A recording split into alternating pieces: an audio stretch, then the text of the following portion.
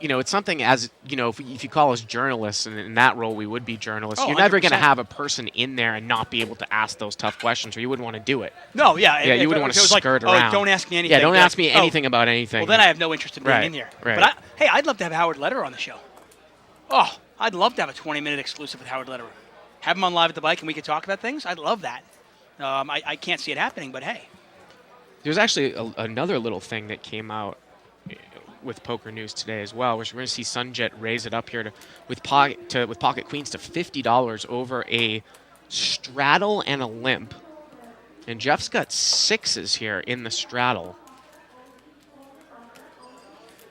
And seat number 3. Wow, Roy is calling $50 with Jack 3 of clubs.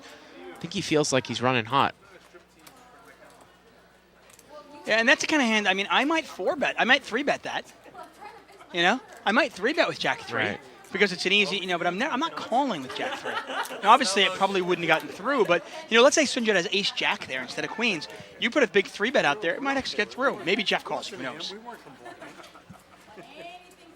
And Jeff has called here, and it's over to Ron. This is a super trouble hand. You can't call here with King 10, and you really probably shouldn't be limping in here with King 10 either from up front in a straddle pot, regardless of your stack. And we're going to see it 3 ways. Well, you know what? Oh, look at this flop. Top set versus flush draw versus overpair. Wow. Well, you know what? If you're gonna call a $50 raise with Jack 3 of clubs, you can't ask for much better. And this is absolute action flop. Gut shot flush draw, gut shot straight draw with a flush draw, overpair against top set. And this is probably going to go bet and either call, check raise, and maybe all in call. Yeah, see, it goes bet call, a snap call. He didn't raise with his flush draw and gutter. And I think Jeff's going to put it in. And I imagine Sunjet, and then I imagine Sunjet's going to call this because it's Jeff, especially. Although I don't think you're folding queens in this level anyway. But the interesting part of this, Dave, is that Sunjin and Roy are super deep. Roy's got 1,000. Sunjit's got him covered, and that's huge for this game. And here comes the all-in. So when Sunjit makes the call, or is he going to overshove here, thinking that the guy behind him's on a draw? It's going to be interesting to see what he does here. Well, how would you play this? Because this is an interesting spot. Because when Roy just calls there, you might put him on just a flush draw. I think I would. There it is. I think I would. Yeah, I think I would move in. If there was a guy. If you're Roy, though, I think Roy's got to call this. I think you do have to call. I think you definitely have to call. At worst, you figure any club is good or a 5 is good. Yeah, absolutely. I would call here. I think that this hand played out the way that it should, because you can't give Jeff credit for a hand that beats queens. If it was a tight player, you might be able to fold queens. No, I'm you with know you what I mean? And I don't give credit.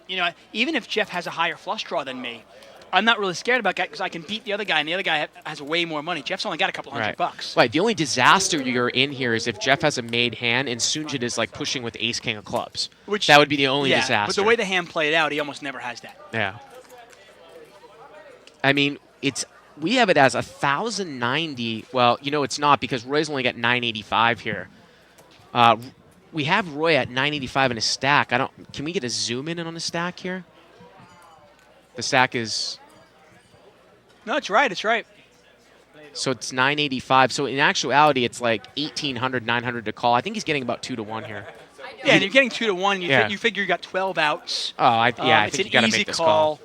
Unfortunately, this is part of the variance of poker. If you're going to call big raises with Jack 3 of clubs, this is the flop you're looking for. There's no way you're going to get rid of it. Does he see the gut shot? All right, he makes the call. That would be that would be a big mistake, I think, if he laid that down. And Jeff's going to have to dodge a lot of cards here. You can see he's only got about 59% equity. Eight Turn of diamonds. Is an 8.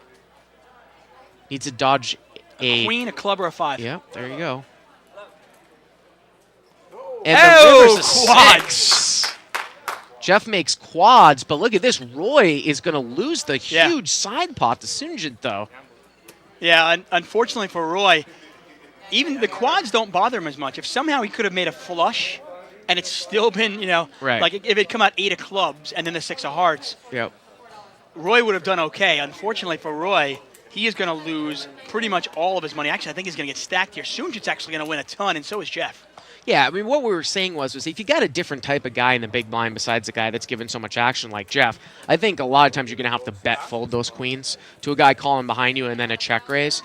Although this particular hand, the stack sizes were a little bit awkward. But in that scenario, I think that everybody played it pretty much right, with the exception of the fact that Roy probably shouldn't have just called pre-flop. Yeah, especially in this level, by the way. Obviously, Jeff notwithstanding, Jeff was giving a lot of action. Right. Obviously, he's here to gamble. In this level, a lot of times players will overvalue jacks, 10s in that situation as well. And you've got to think, okay, my opponent is acting strong, but he could definitely have jacks, and you got to start thinking of hands that are in their range that you can still beat. I've seen players overplay 9s in that spot, so you got to be very aware of that. Nonetheless, though, Jeff wins the monster pot. He more than triples up. Soonjit wins a monster pot, and Roy gets felted.